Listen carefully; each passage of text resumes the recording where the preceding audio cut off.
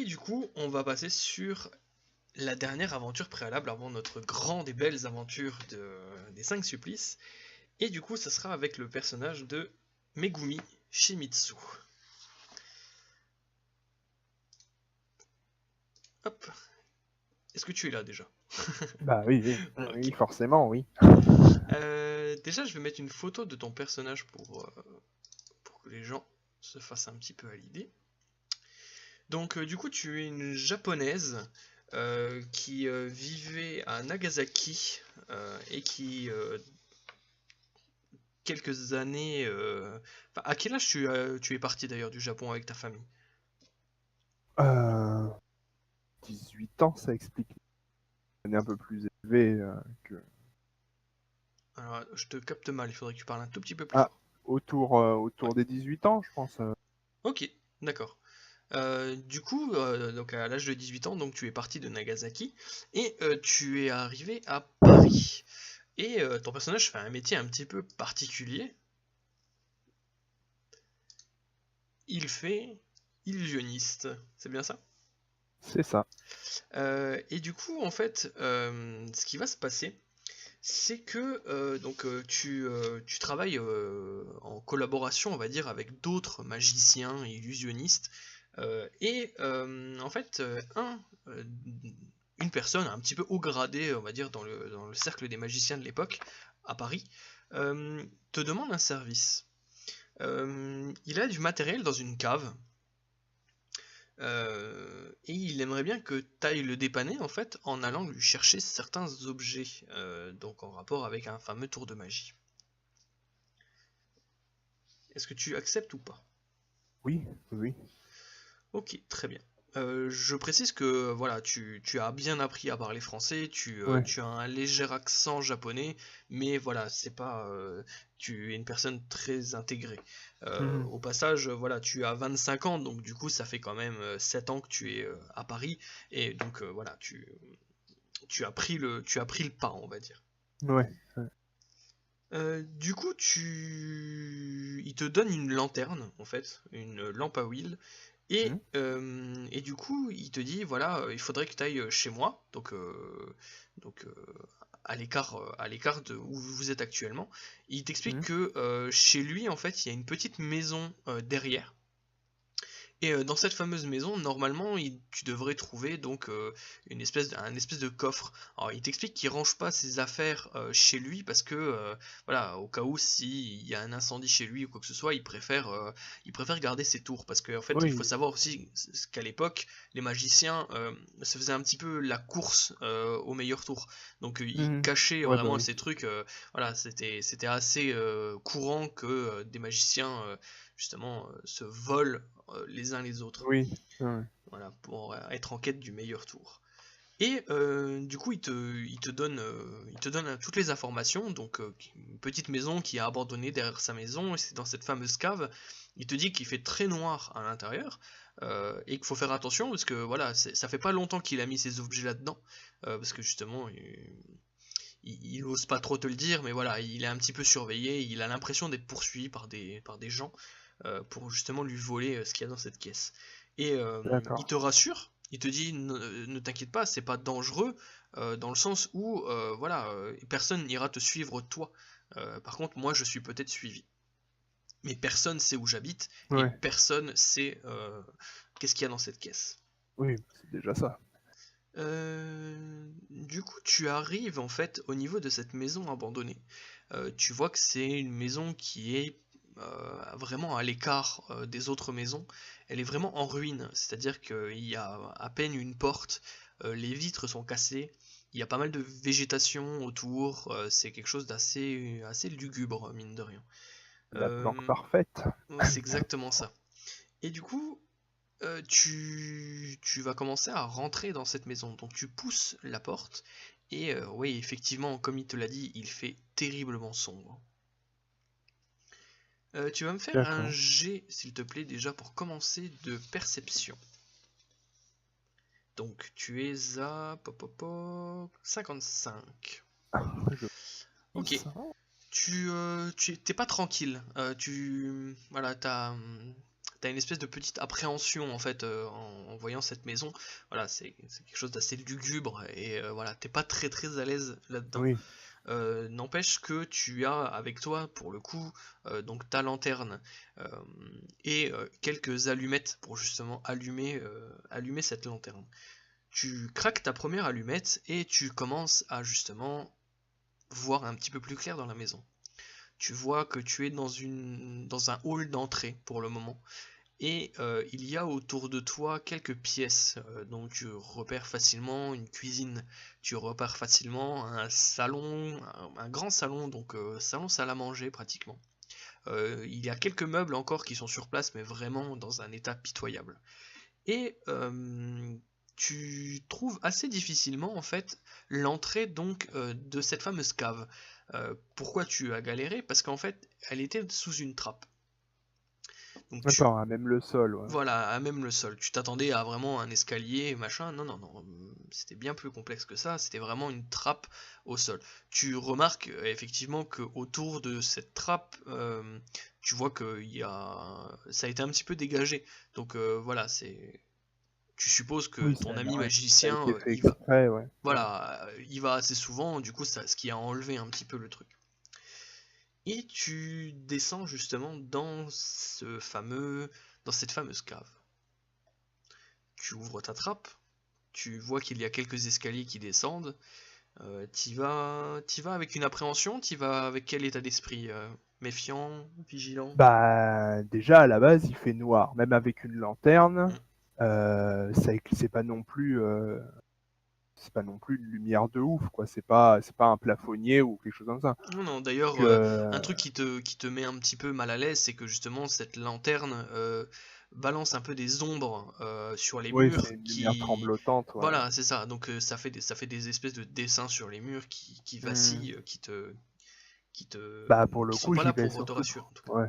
J'y vais prudemment, en fait. C'est surtout ça, en tenant ma lampe d'un côté pour éclairer l'escalier et en tenant la main sur une main courante, en fait, sur le mur ou sur une rampe ou n'importe quoi pour éviter de tomber. Ok, donc tu remarques aussi que quand tu commences à descendre ces fameuses marches, que le sous-sol n'est pas qu'en une seule pièce, il y a quand même pas mal de petites pièces à droite, à gauche. Tu vois que ça prend carrément tout le sous-sol de la maison. D'accord. Tu commences à un petit peu explorer, donc je te fais un jet de trouver objet caché s'il te plaît. Donc à 75. Ok. Tu commences à regarder un petit peu dans toutes les pièces, donc tu passes dans une première pièce, tu vois que voilà, il y avait certainement un atelier là-dedans, tu vois des outils, tu vois ce genre de choses. Tu continues d'avancer et dans une pièce, tu vois qu'il y a, enfin dans deux pièces côte à côte, tu remarques qu'il y a une espèce de parquet au sol, comme des planches de bois recouverts le sol. Tu remarques au fond d'une des pièces qu'il y a la fameuse caisse que tu recherchais. Ah bah, j'y vais. Très bien. Tu commences à marcher sur ces planches et tu sens que ça grince. T'as le bois qui commence un petit peu à se tordre et tu t'approches un petit peu prudemment de la caisse. Donc Ouais. tu n'es pas très lourde, hein, voilà, tu es en plus de petite taille, donc tu as ton point, on va dire, Hmm. comment ça s'appelle, d'équilibre assez Gravité. bas, Ouais, voilà, le de point de point de gravité gravité plus qui est bas. vraiment bas, donc voilà, tu te mets accroupi, machin, et à un moment tu continues d'avancer et crac, il y a une planche qui cède. Tu vas me faire, s'il te plaît, un jet de dextérité pour commencer, à 55. Très bien, tu perds l'équilibre, tu commences un petit peu à vaciller, t'as les planches qui s'écroulent. Tu vas me faire dans la foulée un jet de constitution, à 60. Très bien. Donc le sol se dérobe sous tes pas et du coup tu tombes de environ 2,50 m en contrebas. Tu te réceptionnes correctement, tu tombes sur tes pieds, mais voilà, avec le choc et tout ça, tu tombes sur Ouais. tes jambes, mais du coup tu te retrouves sur tes fesses. Et dans un mouvement pas très coordonné, on va dire, suite Hmm. à ta dextérité, tu laisses échapper ta lanterne. La lanterne qui se casse et qui du coup te fait te retrouver dans la pénombre la plus totale. Donc tu es dans le noir le plus complet. Tu te remets légèrement de tes émotions et tu entends un espèce de petit bruit dans cette cave. Qu'est-ce que tu fais? Déjà, essaye d'utiliser ma capacité à écouter en fait pour savoir qu'est-ce que c'est comme bruit, si au cas où Ok. il y a quelque chose. Oui, alors vas-y, fais-moi ton jet de écouter qui est à 50, s'il te plaît. Ok, tu n'arrives pas vraiment à comprendre ce que c'est, mais tu as l'impression que tu n'as pas, enfin en tout cas tu es certain d'une chose, c'est pas une créature, c'est pas un animal. Ça fait pas le bruit d'un animal, ça n'a pas de râle, ça n'a pas de cri proprement parlé. C'est Ouais. plus un espèce de bruit de frottement, comme si, euh, comme si un drap en fait était en train de frotter sur les murs. Qu'est-ce que tu fais du coup dans la foulée? Euh... Ah, de toute façon, la lanterne elle est C'est cassée. ça. Tu as encore des allumettes sur toi, je précise. À la limite, ouais, je vais essayer de craquer une allumette pour faire un peu de lumière le temps de quelques secondes, quoi, histoire de déjà un pour me repérer et deux Hmm. pour essayer de repérer une éventuelle présence ou Très bien. voilà. Du coup, tu vas me faire d'abord un jet de pouvoir pour voir dans quel état tu es, si tu arrives à te contenir. Parce que tu es quand même tombé dans Oui, un trou, tu as réussi à te réceptionner, mais je tu es suis dans le dans le noir noir. complet et tu entends des bruits. Donc, du coup, sur 65. Très bien. Tu gardes le contrôle même si tu commences à stresser légèrement. Tu prends ta première allumette, voilà, tu es assez fébrile, on va dire, et Ouais. du coup tu craques ta première allumette, mais l'allumette ne prend pas feu, elle fait juste une étincelle. Tu vas me faire un jet de perception, s'il te plaît. Non, pardon, trouver objet caché, pardon. 75.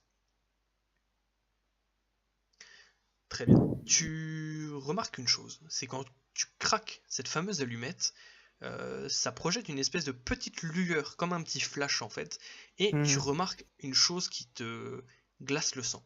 Il y a une espèce d'ombre qui s'est créée sur le mur. Dans un deuxième élan, tu craques une deuxième allumette. Toi, tu n'as pas bougé, mais l'ombre s'est déplacée.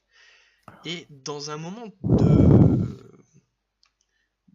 panique, en fait, tu commences à te relever, tu essaies de craquer une deuxième allumette, et tu ressens une énorme douleur à la cuisse. Tu vas me faire, s'il te plaît, encore une fois, un jet de pouvoir. Donc 65. Très bien. Tu es carrément pris de panique. Tu as carrément senti quelque chose Mhm. comme si on t'avait griffé en fait au niveau de la cuisse. Mhm. Tu continues de gratter cette fameuse allumette qui a tellement de mal à s'allumer. Mhm. Tu craques l'allumette, elle s'allume. Tu restes avec cette fameuse Ouais, lueur lumière, ouais. voilà, dans cet endroit. Et tu remarques une chose, c'est qu'il n'y a absolument rien dans cet endroit. Tu comprends pas. Tu es habillé comment d'ailleurs au passage? Ben, ils somme toute très normaux, plus pas, en tout cas pas des habits féminins en ce sens où, Hmm. comme j'ai un métier assez physique, c'est plus des habits du style pantalon et voilà, classique quoi. Enfin, Ok, des très habits bien. de l'époque, hein, je serais tenté de dire, mais Mhm. pas une robe en fait. Ouais, ouais, C'est voilà, ouais. pas. Ok, très bien. Donc du coup, je te pose la question parce qu'en fait, quand tu craques cette allumette, tu regardes au niveau de la morsure, de la griffure, Ouais, ouais. pour voir si tu es blessé Il y a finalement, parce que quelque chose en fait, tu as ouais. vraiment ressenti comme un énorme pincement, quoi. Et tu regardes en fait au niveau de ton pantalon et il n'est absolument pas déchiré. Euh, Qu'est-ce que tu fais? Donc tu es encore dans ce fameux trou, hein. Disons que la prudence étant de mise et que je vais pas m'éterniser là-dedans, hein, j'essaye, enfin en tout cas, aussi doucement que possible pour éviter d'éteindre l'allumette, hein, bien sûr, de Hmm. balayer un peu la scène de la lumière justement et du Ouais, regard pour essayer de trouver une éventuelle, enfin une échappatoire, quoi. Enfin un escalier, une échelle ou Ok, très bien. n'importe quoi d'autre. Au moment où justement tu balayes, comme tu dis, la pièce avec cette petite flamme, donc en fait ce qui se passe c'est que... Et j'ai le téléphone qui sonne. Ouais. Hop. Et ce qui se passe en fait c'est que il y a... euh, il y a dans un angle où tu ne voyais pas en fait pour le moment, donc derrière toi, qui était plongé encore dans la pénombre, car tu Mhm. faisais l'ombre en fait par rapport au truc. Au moment Ouais. où tu tournes, tu vois cette fameuse ombre que tu as vue tout à l'heure Ouais. se déplacer et en train d'essayer de s'échapper dans un coin noir. Tu vois littéralement une ombre passer dans la lumière tu n'entends pas vraiment un cri ou un bruit, mais c'est vraiment, t'as l'impression que, comme un espèce de bruit d'araignée comme ça qui grouille. Et Ouais, un poum, glissement, une espèce de voilà, c'est ça, glissement un de glissement. pas. Et du Ouais. coup, elle glisse dans une autre pièce qui est dans le sous-sol. Tu regardes vite fait, tu es quand même pris de panique en voyant ça, Oui. et Oui. tu regardes au-dessus de toi, et tu te dis que grâce, on va dire, à ta dextérité, plus une caisse qui est à côté, il y aurait de grandes chances que tu arrives à remonter par cette caisse. D'accord. Ouais. De remonter par le trou d'où je suis tombé en C'est fait. ça, c'est exactement ça, ouais. Ouais. Bah ouais pour le coup, hein. On tente. Parce que... Ok, donc du coup, tu vas me faire un jet de... on va dire dextérité plus 15 vu qu'il y a une caisse à côté. Donc tu euh, arrives à 70. Ok, très bien. Tu, dans un mouvement rapide, tu grimpes sur la caisse et tu lâches justement cette fameuse allumette pour pouvoir sauter et récupérer le truc. Tu arrives à remonter en dehors de de ce fameux trou. Euh, hmm. Dans la foulée, tout de suite, tu reprends une allumette, tu recraques ton allumette et tu es à côté de la caisse. Euh, Qu'est-ce que tu fais? Bah disons que malgré le fait que je sois pas non plus, enfin lucide à moitié quoi, Hmm. c'est-à-dire genre je viens de m'échapper mais bon voilà, et que et que malgré tout quand même l'avancement social étant une raison chez moi, hein, Oui, c'est vrai. que j'ouvre quand même, enfin je prends quand même la responsabilité d'ouvrir la mallette en fait pour récupérer ce qu'il m'a demandé en fait. Très bien. Tu remarques que justement dans cette malle, il y a une mallette. Si tu ouvres cette mallette, tu trouves différents objets que tu pourrais qualifier de un petit peu d'ingénierie justement par rapport à un mécanisme pour un tour de magie en tout cas. Un Hmm. espèce de truc qui a été fabriqué, tu vois qu'il y a quelques engrenages, il y a une tige en métal qui est Hmm. reliée avec des engrenages. Voilà, tu sais pas trop pour le moment à quoi ça pourrait Ouais, servir, à quoi ça peut mais servir, mais voilà, c'est certainement pour un tour vu qu'il te demande ça. oui voilà c'est ça. Voilà, en tout cas ça ressemble à un mécanisme. Et voilà, tu récupères l'objet et du coup qu'est-ce que tu fais ensuite? Alors pour le coup, est-ce que j'ai la place de manœuvrer sur la, en fait, hors des planches Oui, vermoulues en fait? oui, Est-ce qu'il y a tu moyen de marcher sur des planches plus solides en fait pour contourner en fait cette section fragile quoi en fait? effectivement tu remarques que c'est surtout pourri en fait au niveau du centre. Il y a certainement l'humidité qui s'est accumulée au centre Hmm. et du coup sur les côtés ça reste justement propre. Praticable, Voilà, ouais. c'est assez propre. Bah oui c'est, oui oui, ce que je vais faire. Je vais pas demander mon reste. Ok, très bien. Donc du coup, tu longes cette fameuse pièce, tu arrives dans le couloir principal et tu sors de cette fameuse maison. Donc ensuite, tu vas lui donner la mallette, je suppose? Oui, oui, oui, bah oui, parce que moi pour le coup j'en ai aucune utilité, donc Ok, très bien. Tu retournes chez toi et enfin, tu redonnes donc la mallette à cet homme. Est-ce que tu lui racontes un petit peu ce qui s'est oui. passé par rapport à l'ombre et tout ça? Ok. Oui, Euh, malgré le fait que je sois, enfin qu'on soit des illusionnistes et autres, ouais. que d'un coup de rencontrer une ombre mobile qui a tendance à faire des pinces au mollet, voilà, hein, je sais pas ce que c'était, mais enfin, voilà, déjà lui demander voilà si c'est quelque chose, et puis surtout à qui appartenait cette maison pour qu'il y ait ça au fond. Enfin, pourquoi elle est dans un sale état comme ça, quoi. Hmm. J'essaye de savoir un peu plus le contexte, quoi. Ok, très bien. Minimum, quoi. Du coup, avant ça, donc on est en milieu d'après-midi à peu près, hein, Hmm. donc voilà, l'intérieur était très sombre par son état délabré, et les fenêtres Oui, clôturées par des planches en bois, ce genre de choses. oui, oui, voilà, Mais ouais, voilà, à l'extérieur il fait assez jour. Tu vas me faire un jet de perception, s'il te plaît. 55. Ok, très bien. Tu marches pour aller en direction justement de ce rendez-vous avec ton ami magicien, et une chose te paraît bizarre.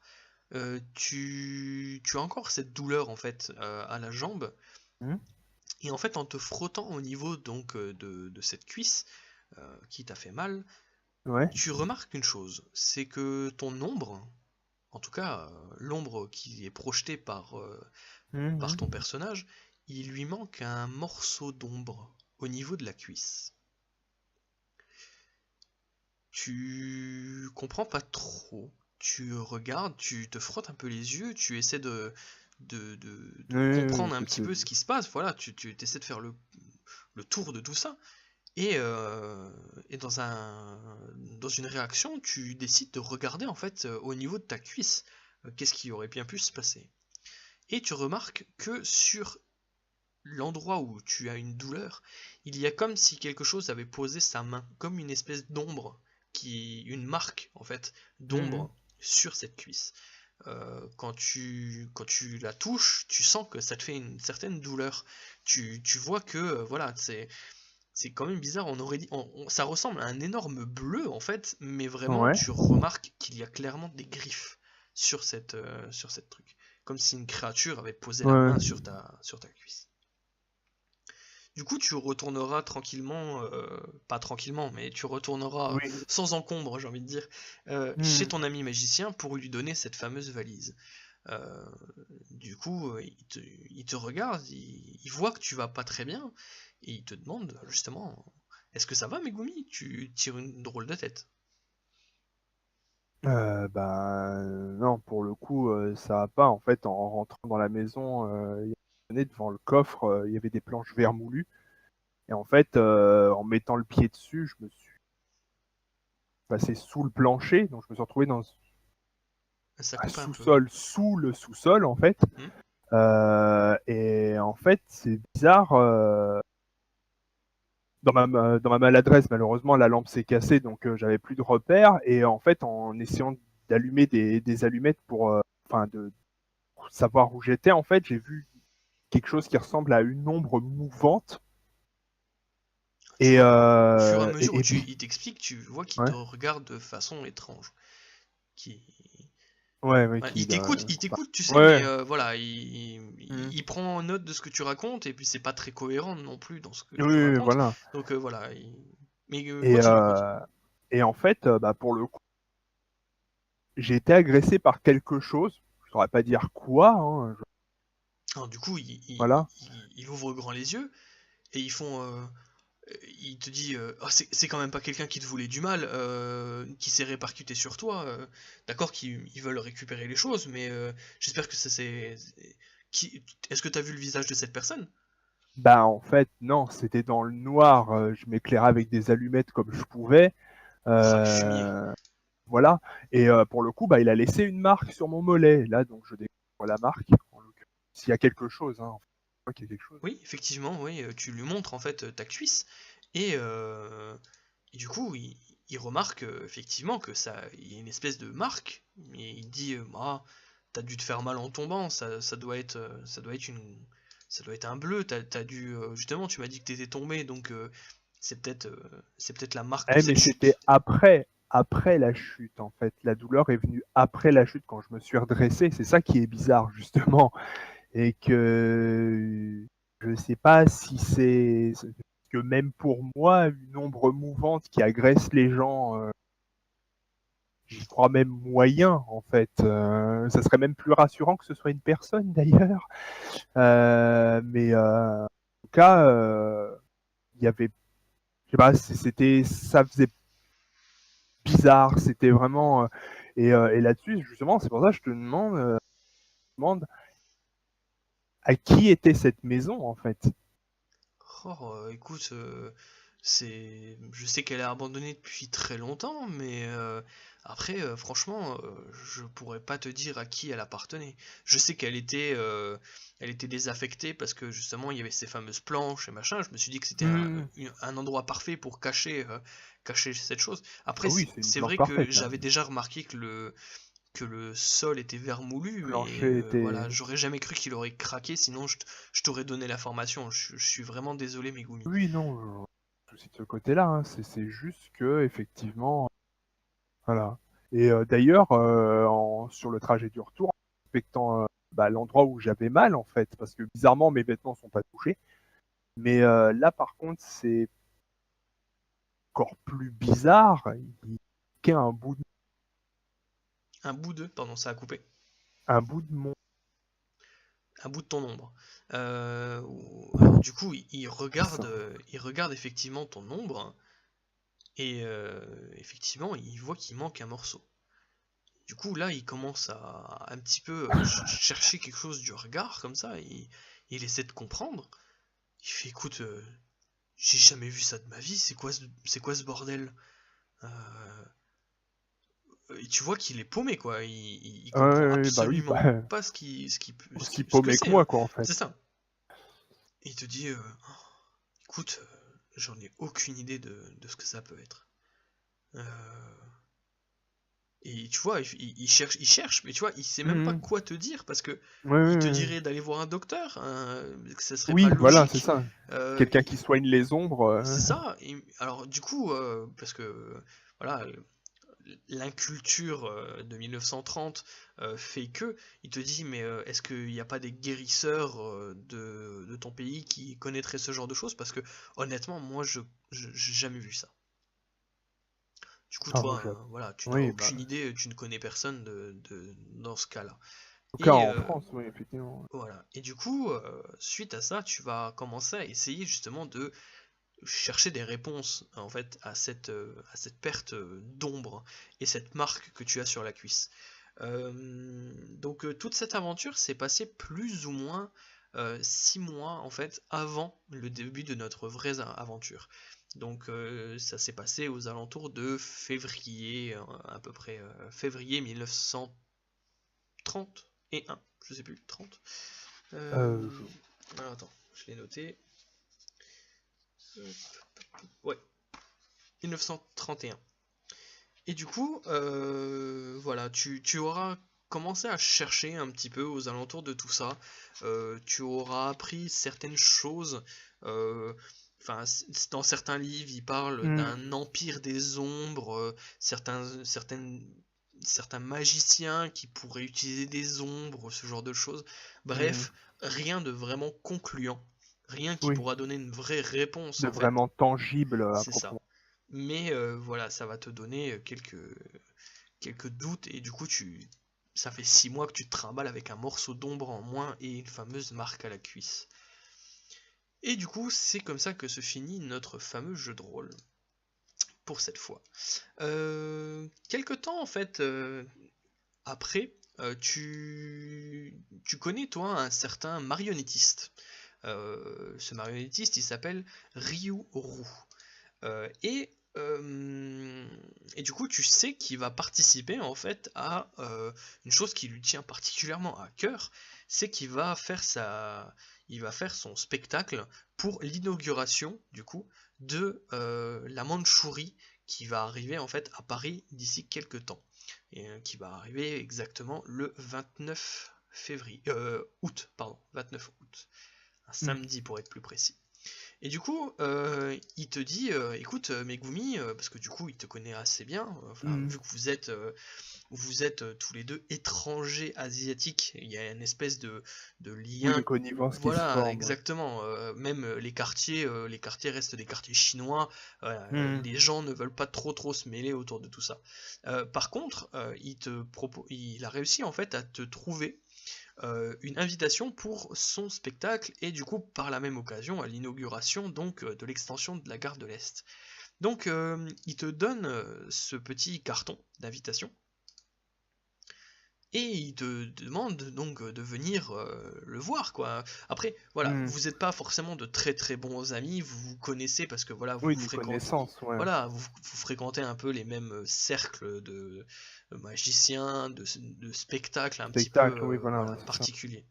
Et du coup, il te donne aussi cette invitation qu'il a réussi à avoir parce que justement il participe à ça. Et plus il y a de monde, mieux c'est pour lui. Oui, effectivement.